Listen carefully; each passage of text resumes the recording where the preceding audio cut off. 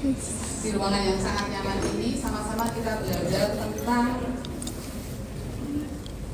pengukuran konsentrasi hormon dan terkait dengan fungsi hormonnya. Siapa tadi yang nutup itu saya? Udah main-main tadi, tapi tidak apa. Saya buka pintu, kejepit tangan saya. Saya nggak bisa masuk.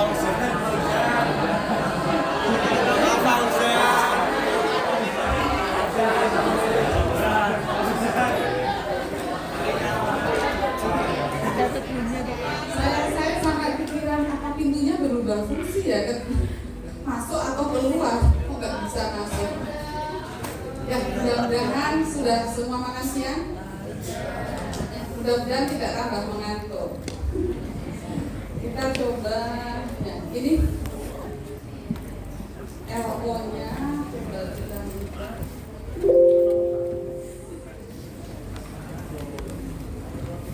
LO-nya ini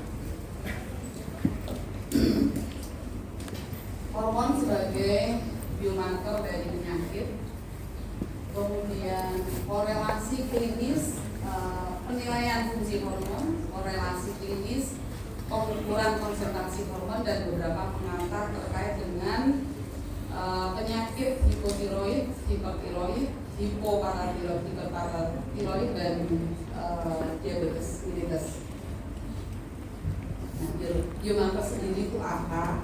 Itu suatu penanda yang terukur, yang jika kita mengukur penanda tersebut bisa menggambarkan adanya suatu penyakit ataupun menandakan keparahan dari penyakit itu.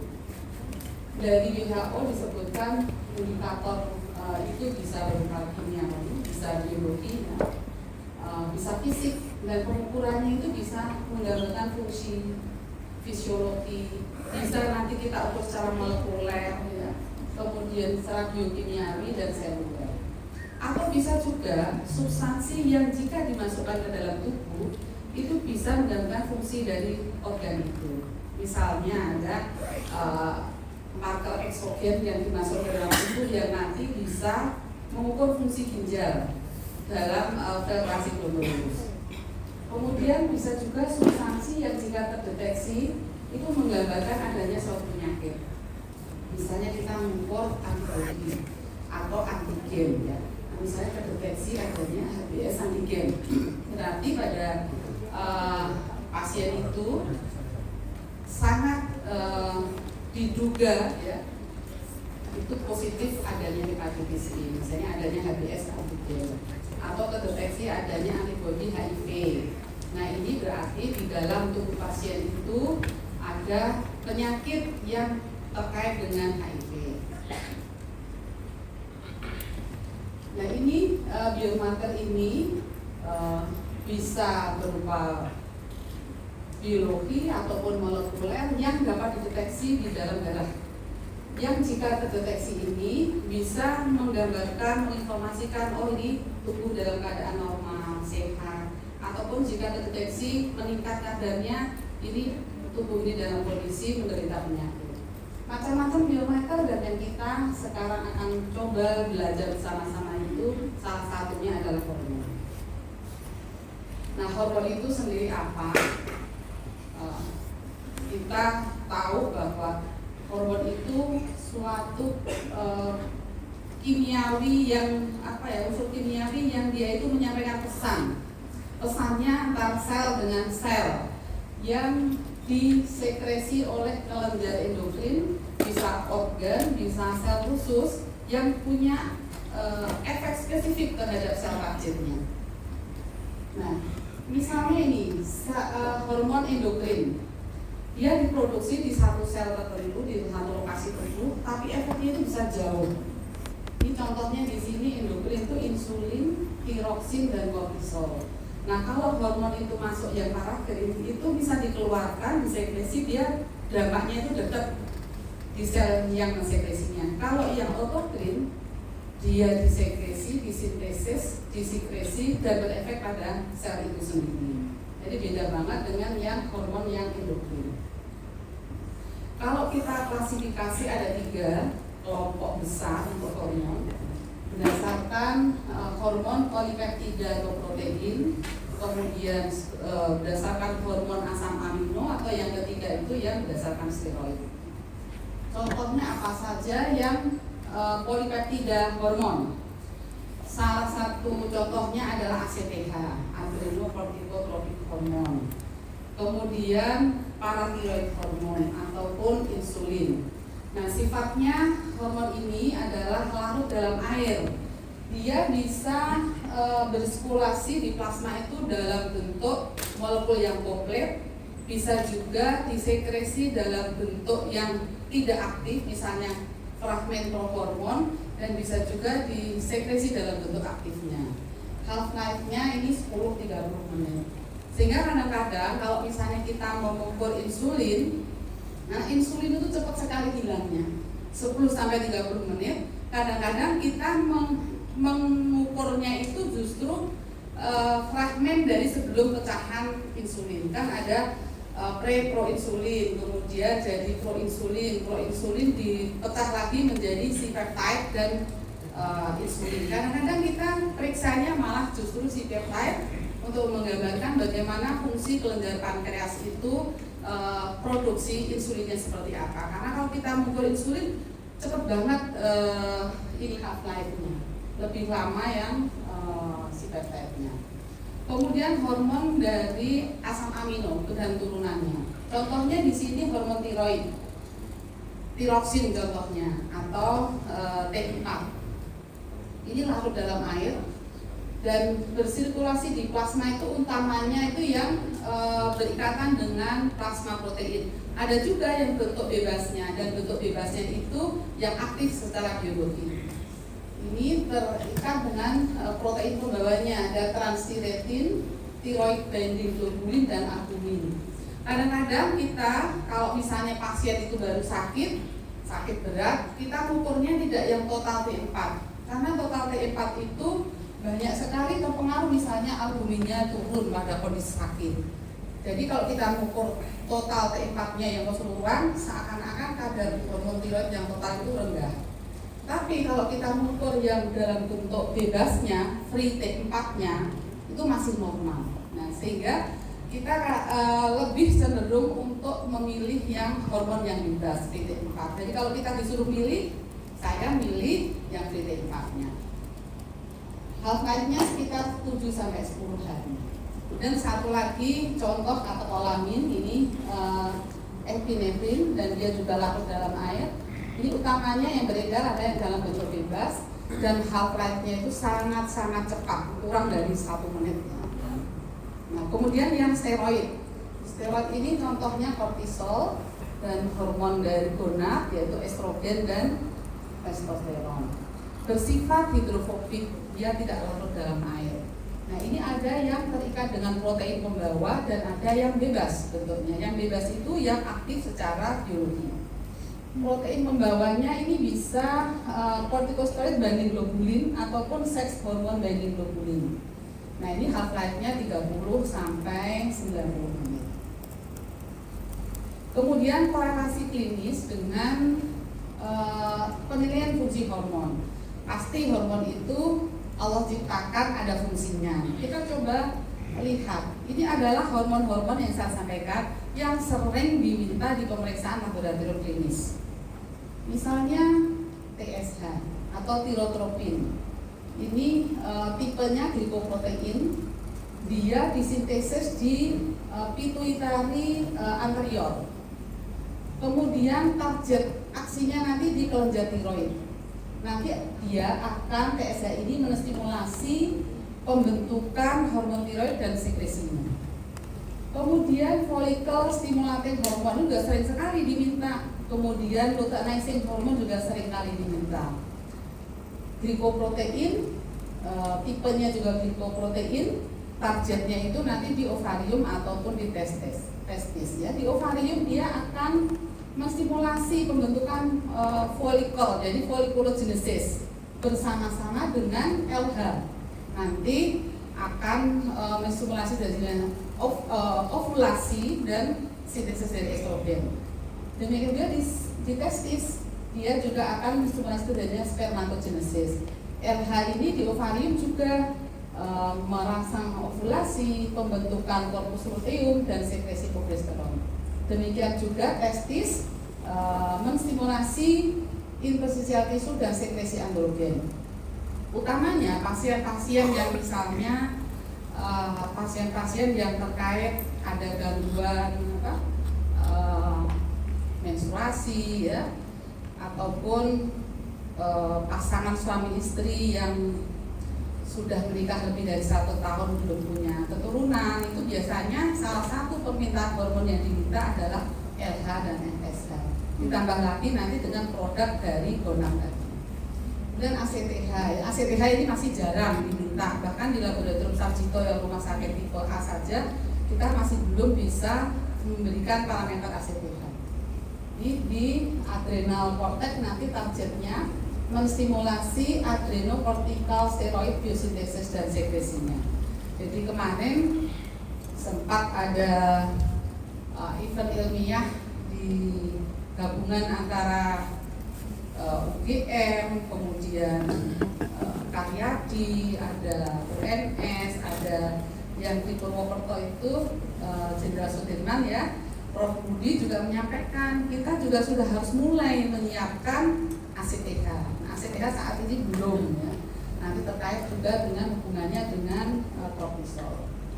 Kemudian ovarium. Apa yang diproduksi itu estrogen dan progesteron. Ini nanti fungsinya nanti untuk perkembangan ciri-ciri karakteristik seks sekundernya. Kemudian progesteron juga untuk menyiapkan uterus, supaya nanti kalau ada pertemuan antara ovum dengan sperma siap untuk implantasi. Demikian juga di testis, nanti dia memproduksi testosteron. Kemudian kelenjar tiroid. Kelenjar tiroid itu dia produksinya utamanya ini bisa tiroksin T4 ataupun triiodothyronine T3. Selalu saya ingatkan ada yang bentuk bebas, yang sekarang banyak dipilih oleh teman-teman klinisi adalah yang bentuk bebasnya, free T3 ataupun free T4-nya. Ini dari asam iodo amino acid, asam amino, targetnya itu nanti di seluruh tubuh. Dia menstimulasi oksigen konsumsi ataupun metabolisme, baik metabolisme glukose, lipid ataupun protein. Kemudian kalsitonin ini walaupun belum banyak diketahui, tapi targetnya itu aslinya nanti di tulang, nanti ada kaitannya dengan metabolisme kalsium. Jadi di paratiroid, ini PTH ini nanti targetnya bisa di ginjal dan di usus. Di ginjal dia akan meningkatkan reabsorpsi kalsium, kemudian dia menghambat reabsorpsi fosfat, meningkatkan produksi vitamin D yang aktif. Jadi di ginjal itu nanti akan ada perubahan ya dari provitamin D yang tidak aktif menjadi 125 dihidroksipolikalsiferol. Di tulang dia akan meningkatkan resorpsi dari tulang, sehingga nanti harapannya kalsium itu akan meningkat jika ada kekurangan kalsium. Di pankreas juga, di pankreas itu nanti akan disekresi insulin, tipenya peptida, targetnya di liver, fat, dan mast. Dia meregulasi karbohidrat ya, dan lipogenesis. Demikian juga glukagon. Insulin sama glukagon sama-sama di pankreas, tapi sifatnya berlawanan. Yang insulin berusaha untuk memasukkan glukose ke dalam sel, yang glukagon itu meningkatkan kadar glukosa darah. Kemudian di adrenal ini baik bisa di korteks, misalnya di aldosteron ya, aldosteron hormon ini targetnya di ginjal, dia menjaga keseimbangan garam dan air, sehingga nanti kalau misalnya ada kelainan yang menyebabkan aldosteron itu berkurang, nanti bisa terjadi kita kekurangan garam dan air. Ini memang harus hati-hati, utamanya pada bayi, karena kalau bayi itu sudah muntah-muntah itu cepat sekali dehidrasi. Kemudian 17 OHP, ini juga steroid, ini hormon prekursor yang nanti akan dikonversi menjadi kortisol. secara umum efek atau fisiologi dari hormon itu salah satunya adalah mempengaruhi pertumbuhan, perkembangan, dan maturasi. Yang kedua, mengontrol atau regulasi sistem homeostasis, kemudian keseimbangan energi dan metabolisme yang terpadu, serta mengontrol reproduksi. Jadi secara umum 3 itu utama yang fungsi dari hormon. Nah, kalau kita lihat, kita bisa lihat ini yang insulin diproduksi di mana? Dari sel beta pankreas. Estradiol disekresi oleh sel granulosa di ovarium. Demikian juga epinefrin di sel kromafin medula kelenjar adrenal. Kalau yang aldosterol tadi disekresi di sel di zona glomerulosa di korteks adrenal. Kalau vitamin D itu butuh proses yang panjang, mulai dari yang endogen ataupun yang eksogen yang dibantu dengan paparan sinar matahari sampai nanti aktivasinya terakhir itu di ginjal tadi. Sehingga hati-hati kalau misalnya ada orang CKD, biasanya juga terkait lagi dengan defisiensi vitamin D. Nah, kemudian bagaimana hormon itu dilepaskan? Hormon itu dilepaskan saat dibutuhkan. Jadi bisa melalui cadangan yang ada di dalam intraseluler, ataupun kalau cadangan itu habis segera dirangsang untuk biosintesis dalam waktu cepat. Misalnya orang sudah makan, glukosanya naik, itu insulin segera dilepaskan. Kalau memang tinggi, biosintesis cepat untuk menaikkan produksi insulin, untuk supaya glukosanya cepat turun. Nah, jalur biosintesis hormon ini betul-betul harus dijaga supaya keseimbangannya itu aman. Satu contoh misalnya, tadi yang ada satu enzim yang defect, itu bisa menyebabkan penyakit endokrin. Misalnya satu contoh congenital adrenal hiperplasia.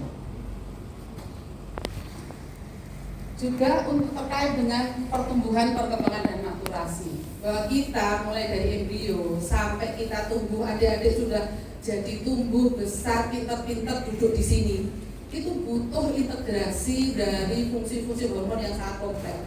Mulai dari growth hormone, insulin-like growth factors 1, tiroksin, kemudian estrogen, androgen, dan kortisol.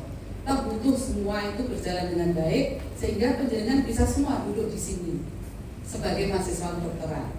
Kalau tidak, ya kita mengatasi lagi masalah yang timbul ya.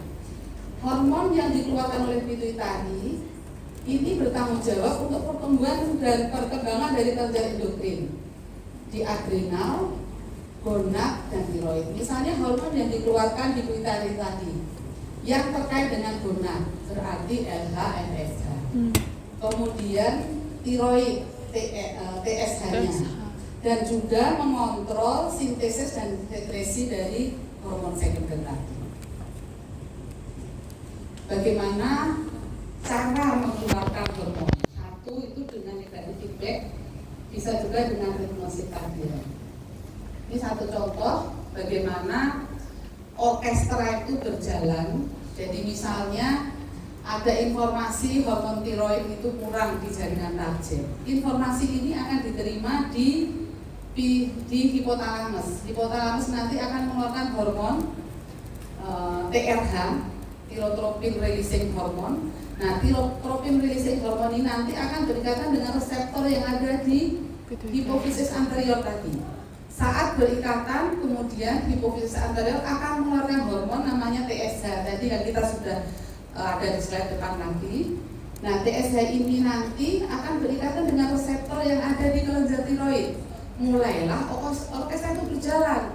Mulai lagi ini ada iodinasi, mulai uptake ya.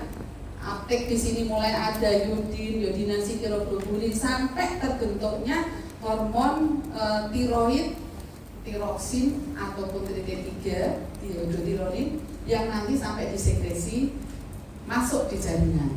Saat sampai di darah ini cukup, informasi ini akan disampaikan ke atas.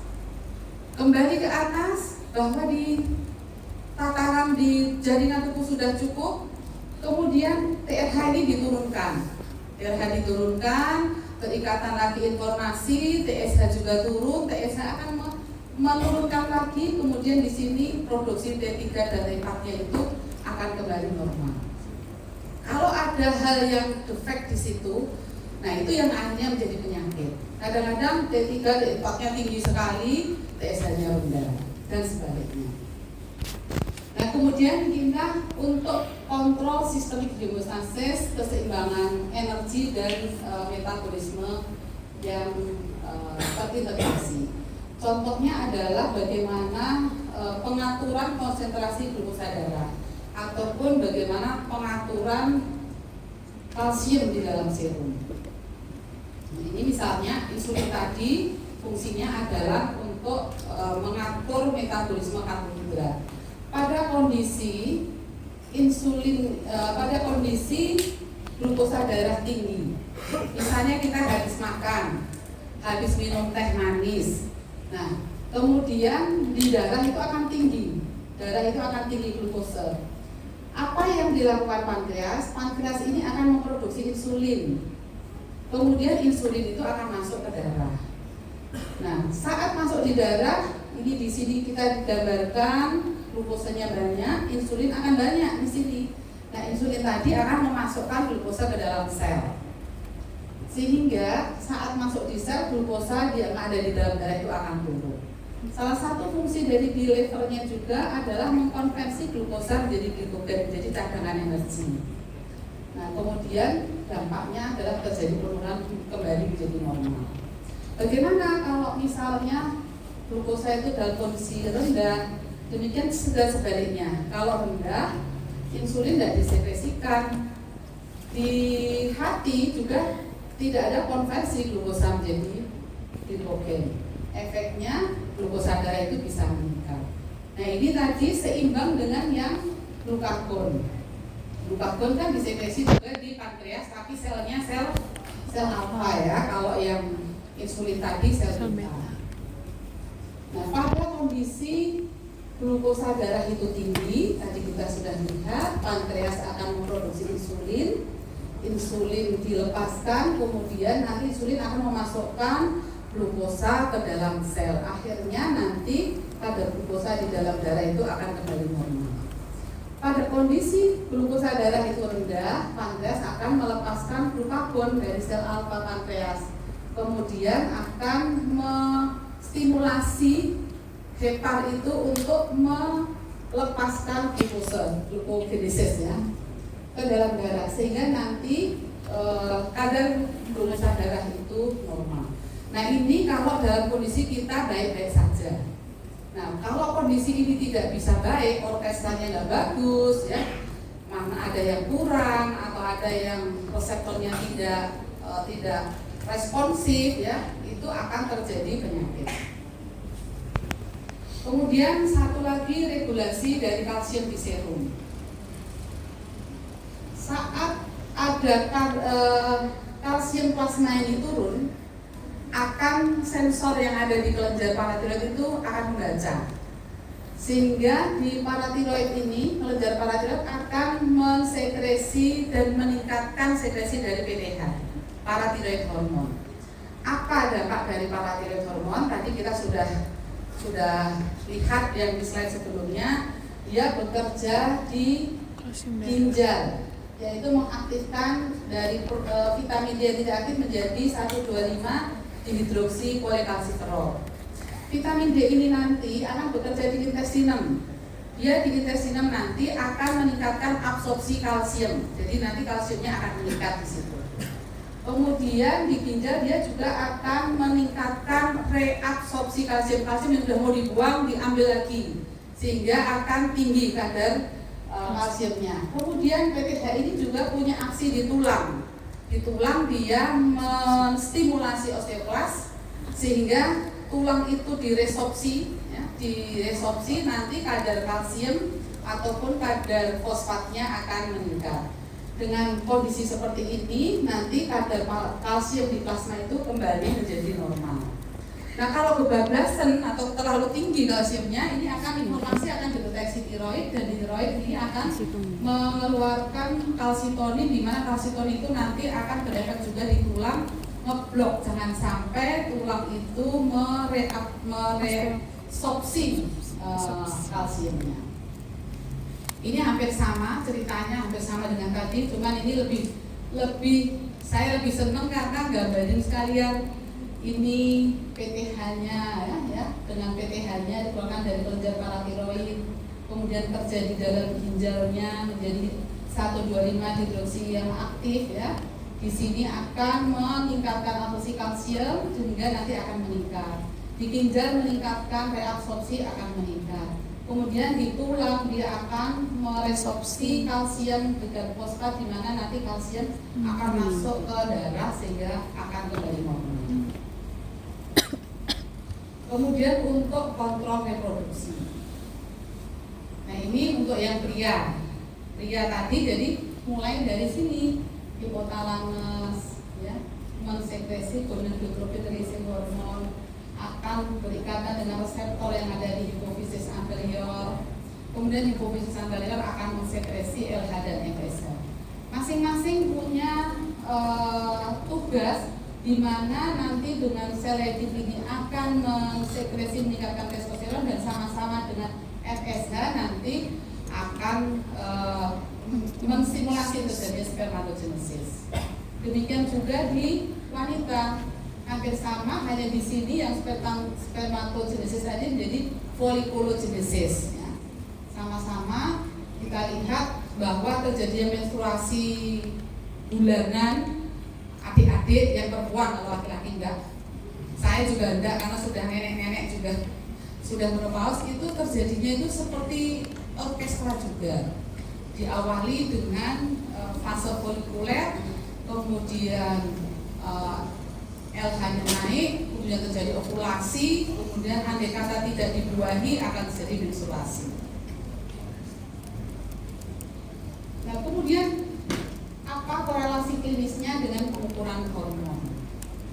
Kita coba lihat ada beberapa penyakit endokrin yang terkait, misalnya diabetes mellitus, kemudian hipertiroid dan hipotiroid, hiperparatiroid dan hipoparatiroid, serta reproductive disorder yang di sini terkait dengan congenital adrenal hyperplasia. Ini kalau DM, diabetes mellitus, ini terkait sekali dengan hormon insulin. Ini untuk yang pathogenesis, untuk yang DM tipe 2 mungkin nanti akan disampaikan oleh teman sejawat dari internal. Kalau dari intinya, kalau diabetes mellitus itu terjadi hiperglikemia, hanya prosesnya itu berbeda. Kalau yang DM tipe 2 biasanya dasarnya adalah resistensi insulin. Insulinnya bisa banyak, tapi tidak bisa memasukkan glukosa ke dalam sel karena reseptornya yang bermasalah. Pada kondisi seperti itu, kadang-kadang produksi insulinnya itu sangat tinggi untuk mengatasi glukosa yang sudah terlanjur tinggi tadi. Kadang-kadang ada normal kembali. Jadi kalau kita lihat sebenarnya sudah ada resistensi hormon insulin, glukosanya masih dalam batas normal.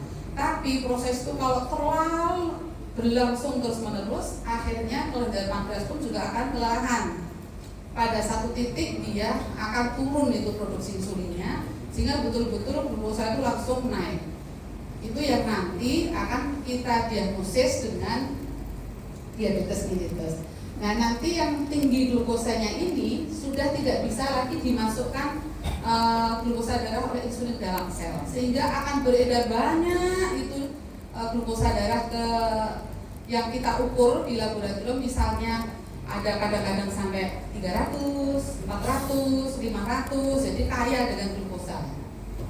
Nah, bagaimana metodenya? Jadi kalau kita mengukur insulin, utamanya kalau mengukur insulin ataupun peptide itu teman-teman dari dokter spesialis anak, karena beliau-beliau ingin memastikan insulinnya itu betul-betul sangat rendah atau tidak. Karena DM tipe 1 kan defisiensi insulin yang absolut, artinya kelenjar pankreas itu tidak mampu mensekresi karena kelenjar pankreasnya bermasalah.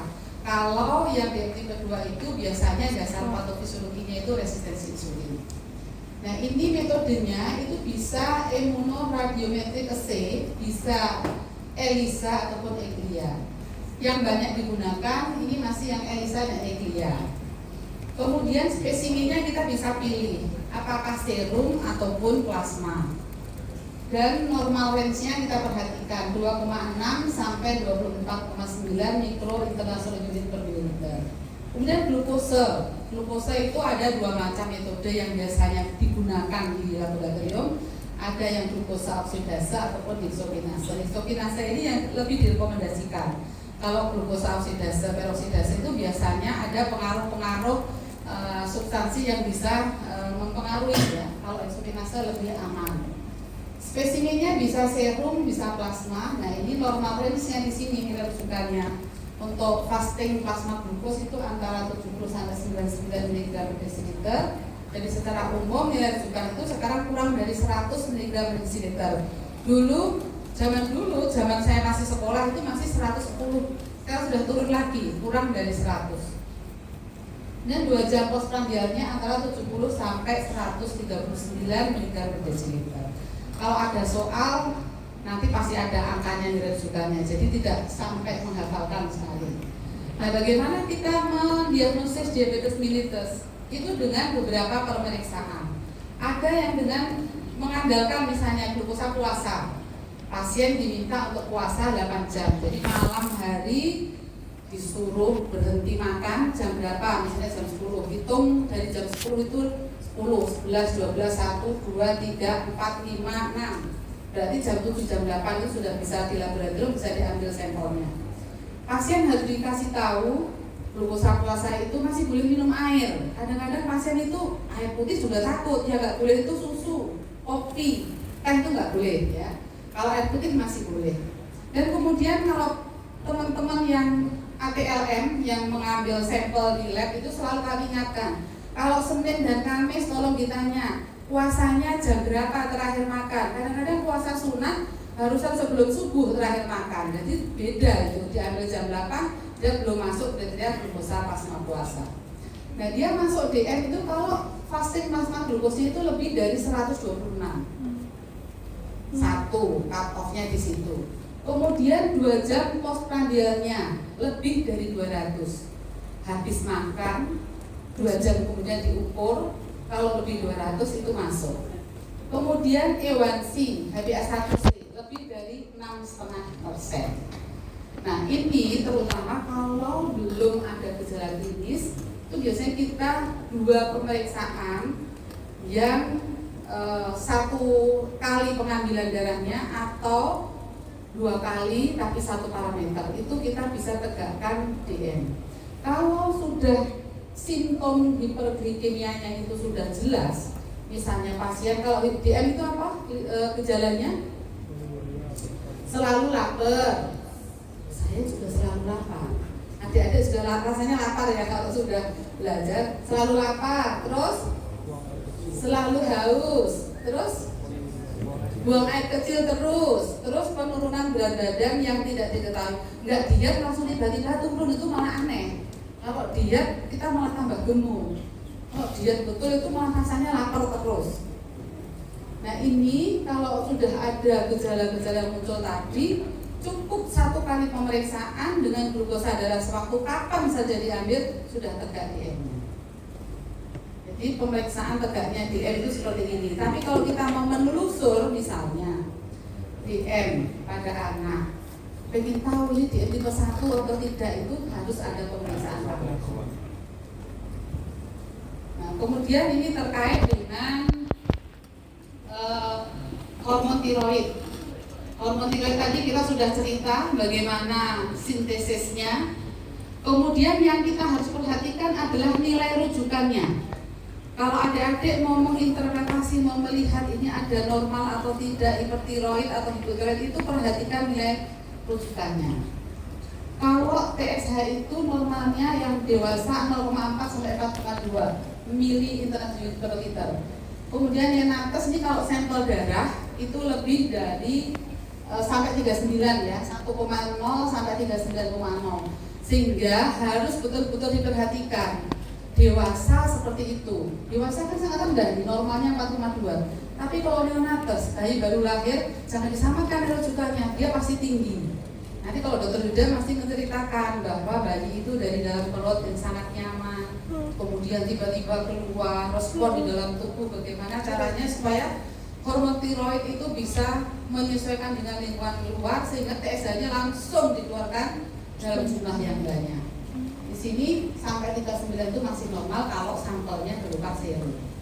Kemudian VT4-nya ini yang saya tampilkan VT4 dan VT3 ini lihat nilai rujukannya berbeda antara adult, adolescent dan neonates. Nah ini kemudian kita harus melihat tadi orkestra tadi kalau TSH-nya itu tinggi mestinya VT4 kemudian T3 diusahakan rendah ya. So, karena dia tinggi itu kenapa? Karena di jaringan itu sudah tinggi, dia atau rendah. Kebaliknya ini di jaringan di target itu kurang hormon tiroid, berarti T3-nya rendah, T4-nya rendah. Informasi ini akan masuk kemana?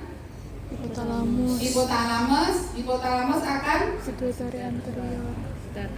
Dia mensekresi TRH, kemudian berikatan dengan reseptor yang ada di hipofisis anterior. Hipofisis anterior akan mensekresi TSH, TSH-nya berikatan dengan reseptor bekerja di kelenjar tiroid sehingga hormon T3 dan T4-nya meningkat. Itu kalau kondisi normal. Nah kalau kondisinya itu tidak normal, misalnya sudah di jaringan itu kurang, informasi kan harusnya ini harus tinggi. Ternyata kok ya nggak mau tinggi, nggak mau naik, tetap rendah, itu terjadi masalah.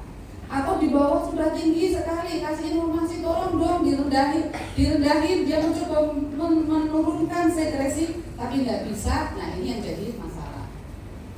Nah kalau kita memeriksa hormon tiroid tadi T3, T4 sekaligus dengan TSH-nya, gambarkan itu kita bisa memilih ini. Sampelnya bisa serum itu yang kuning ini biasanya menggunakan tabung gel separator dengan clot aktivator. Bisa juga tabung yang merah plain. Hanya kalau tabung merah itu biasanya kita nunggu 1 jam. 1 jam beku baru boleh disertifus. Kalau pakai yang tabung kuning ini 30 menit sudah boleh disertifus. Tapi kalau menggunakan yang hijau ini heparin, dia tidak akan beku, sehingga kalau kita swab terima ya langsung disertifus bisa, sehingga bisa mempercepat pemeriksaan karena sampel atau sampelnya sudah siap. Nah ini bisa stabilitasnya itu bisa sampai 7 hari jika disimpan di refrigerator. Artinya kadang-kadang kita kehabisan reagen. Nah kita tahu kita simpan di kulkas saja serum ini bisa bertahan sampai seminggu. Nah kemudian kalau disimpan dibekukan dia bisa lebih dari 1 minggu. Bisa juga kita whole blood spot. Nah misalnya kita mengambil sampel-sampel untuk pemeriksaan bayi baru lahir dengan kertas saring. Kertas saring ini bisa aman sampai 28 hari jika disimpan di suhu ruangan. Nah kadang-kadang di lapangan itu kelirunya itu suhu ruangan itu ya ruangan kita, ruangan yang panas, kita harus kipas-kipas. Padahal ruangannya itu ruangan ber-AC antara 18 sampai 25 derajat Celcius. Yang kadang-kadang menjadi masalah seperti ini. Nah untuk melihatnya tadi kita lihat di sini TSH. Jadi kalau kita minta pemeriksaan itu 1 set minimal TSH dan VT4. Nah kalau misalnya TSH-nya itu tinggi, kita lihat VT4-nya. Kalau VT4-nya itu rendah, ini berarti hipotiroid primer. TSH-nya tinggi, di atas sudah nyuruh VT4-nya harus meningkat, ternyata kelenjar tiroidnya tidak mau memproduksi, sehingga hormon tiroidnya rendah. Itu berarti kelainannya itu ada di kelenjar tiroid yang primer. Nah kemudian ini salah satu contohnya, TSH-nya rendah, VT4-nya tinggi, berarti ini adalah hipertiroid primer. TSH-nya rendah, berarti informasi ini dari bawah itu sudah tinggi. kemudian menginformasikan ke otak, ke hipotalamus, hipofisis anterior, supaya TSH-nya kalau rendah kan maunya free T4-nya rendah, di kelenjar tiroidnya rendah. Ternyata dia tidak mampu menekan sehingga tetap tinggi. Nah ini hipertiroid primer. Kelainannya betul-betul ada di kelenjar tiroid. Akan berbeda lagi kalau nanti TSH-nya tinggi, kemudian TSH-nya tinggi, free T4-nya tinggi, itu sudah beda lagi ceritanya. Ini algoritma yang berbeda. Yang mungkin berbeda dengan tadi adalah misalnya TSH-nya tinggi, kita lihat free T4-nya. Kalau normal jangan langsung menyebut subclinical hipotiroid, tapi harus kita usulkan free T3. Free T3 kalau dia tinggi, dia baru kita sebut dengan subclinical hipotiroid. Ini kalau dari aspek laboratorium seperti ini. Nah, satu lagi yang coba saya tampilkan, ini yang sekarang baru booming, neonatal screening ya, newborn screening, hipotiroid kongenital, yang Pak Menkes baru betul-betul getol karena dari dulu program sudah bertahun-tahun cakupannya sangat rendah. Dari berapa tahun ya, itu cuma 3%. 2006 sampai 2022 itu sudah lebih dari 15-an tahun ya, itu cakupannya 3% seluruh Indonesia. Saya rasa adik-adik termasuk generasi yang alhamdulillah tidak di screening hipotiroid kongenital, tapi masuk yang beruntung, artinya cerdas. Ternyata di Indonesia cukup dari 3.500 bayi baru lahir itu satu yang hipotiroid kongenital.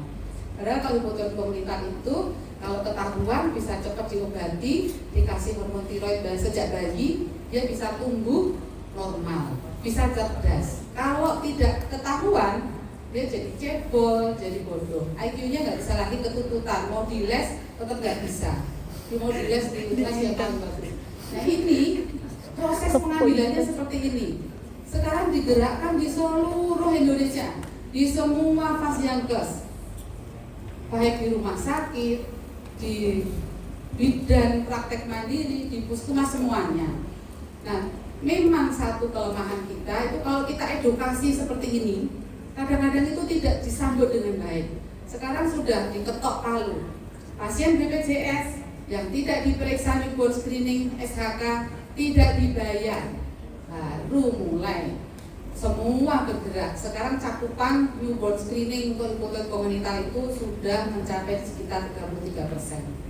Nah ini mulai pengambilan sampelnya dengan Hilprick, tusukan jarum, ditumit, boleh diambil di area sini atau di sini. Jadi ditegakkan, kakinya distimung ya, dikeraskan, kemudian didesinfeksi, kemudian ditusuk. Usapan pertama darah pertama diusap ya dengan kasa steril, baru tetesan berikutnya itu yang ditetes ke kertas saring.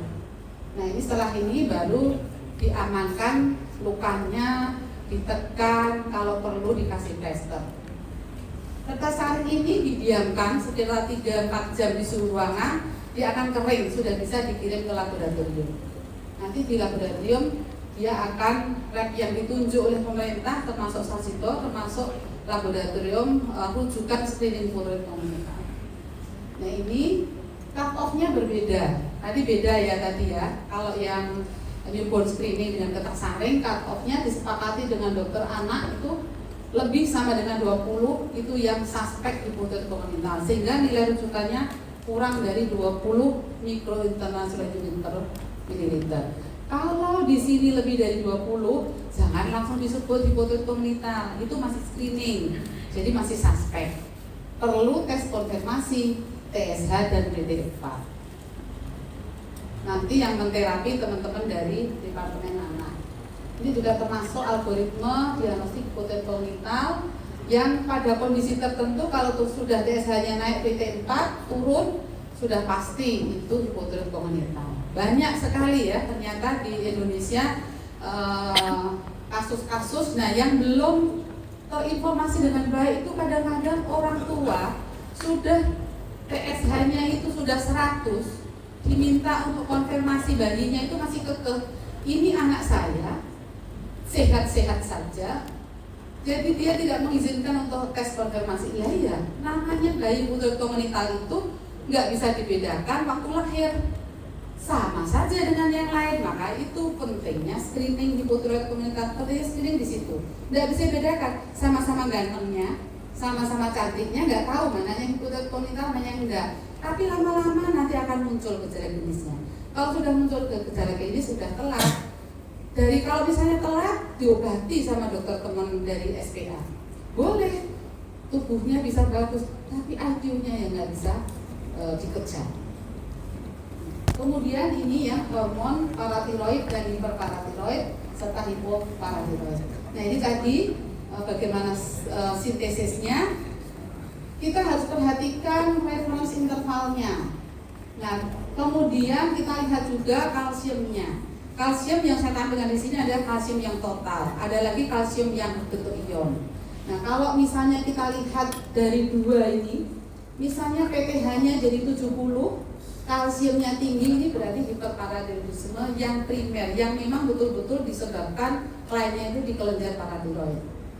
Kalau PTH-nya itu rendah, kalsiumnya rendah, ini juga hipoparatiroidisme yang primer, yang kelainannya itu ada di kelenjar paratiroid. Jadi melihatnya barengan supaya betul-betul terbukti bahwa kalsiumnya rendah, PTH-nya rendah. Oh ini memang betul-betul permasalahannya ada di kelenjar paratiroid. Nah kemudian tadi yang terkait dengan kelainan reproduksi itu kongenital adrenal hiperplasia. Ini adalah jalur pembentukan hormon mineralokortikoid, glukokortikoid dan terkait dengan hormon seks ya. Ini kita lihat di sini panjang sekali jalur-jalurnya. Jika ada satu defek yang tadi ya, defek enzim. Misalnya ini ada satu enzim yang defek di sini, 21 hidroksilase. Proses yang ke bawah ini sudah tidak terbentuk, yang di sini tidak terbentuk, sehingga nanti akan banyaknya ke sana. Bagaimana kita melakukan pemeriksaan, utamanya pada bayi baru lahir. Saat ini sedang dimulai pilot project untuk screening bayi baru lahir kongenital adrenal hiperplasia. Yang paling bahaya itu kalau yang self wasting. Jadi bayi terus muntah-muntah, nanti dikiranya biasa, padahal dia terkait dengan hiperadrenal ini, kongenital adrenal hiperplasia. Nah nanti yang kita ukur itu 17 OHP. 17 OHP-nya kalau tinggi berarti ini suspek ke arah kongenital adrenal hiperplasia. Kemudian tekniknya seperti apa pengukuran hormon? Bermacam-macam ya, mulai dari yang bioassay, reseptor assay, immunoassay dan instrumental teknik. Yang saat ini banyak digunakan itu yang ini. Immunoradiometric assay itu jarang karena labelnya itu berupa radioaktif. Kalau yang ELISA atau ECLIA ini labelnya adalah enzim. Sekarang yang paling maju adalah dengan liquid chromatografi, ya, mass spectrometry ataupun yang multi. Tapi ini alat masih mahal sekali, jarang sekali laboratorium yang mempunyai alat tersebut.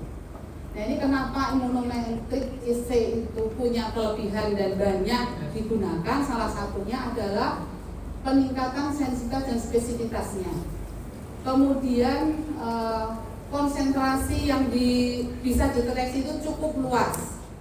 Kemudian inkubasi pemeriksaannya itu rendah serta tidak menggunakan label radioaktif yang membutuhkan